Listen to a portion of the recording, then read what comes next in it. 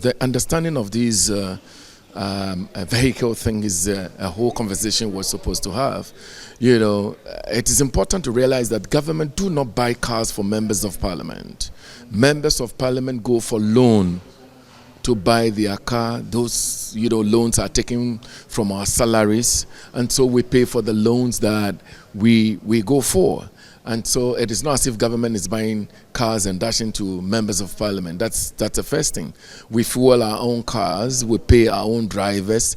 And again, taking my constituency, for example, into consideration for Etimokwa, under no circumstances will you want to risk the life of any MP coming from there to ride on a bicycle to come to parliament from Trifo Etimokwa. It's not even possible. And so I think that we should put all this in context. You have directors of institutions, managing directors of institutions who are getting cars from government, are getting drivers, are getting fuel, and so forth and so on. Members of parliament, we do not have that. We buy our own cars, we fuel our own car, we pay our own drivers. So for me, when we are having a conversation on these things, let's situate it properly so that we do not paint pictures to the Ghanaian people as if though we're dancing in luxury, when in actual fact it is not like that. Well, I don't think the issue is about bicycle or motorbike or saloon car or land cruiser. It's about the best means of transportation to enable you perform your duty as a member of parliament. If I go to my constituency, I don't drive land cruiser. The constituency will tell, before I came to parliament, I was driving land cruiser, I was driving Prado.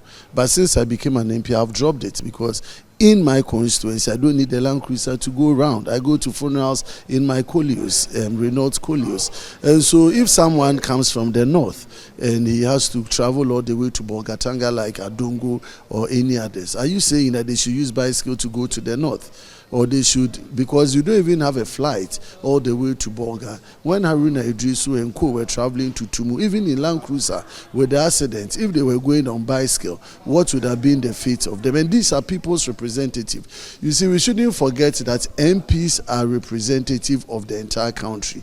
276 people representing over 30 million Ghanaians. And so their safety, their security should be a concern for everybody. Yeah, I think we need to step up the education. Some people don't really appreciate the work of members of parliament. Of course, we have some members who are not diligent on their duties. But if you want to be diligent, here we are.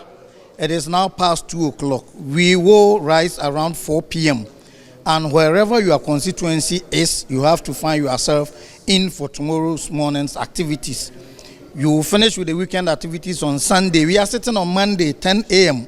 So it is not easy at all. Just last week, I was in my constituency on 3 different occasions, yet I didn't miss a single sitting here.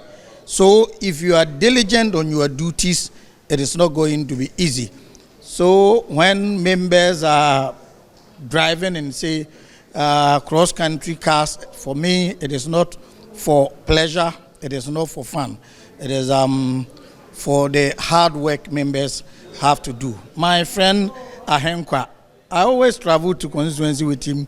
When I get to Brekum West, that's something about 9-10 hours. He still has about 2-3 hours to go to get to German North, Sampa, around Cote d'Ivoire border.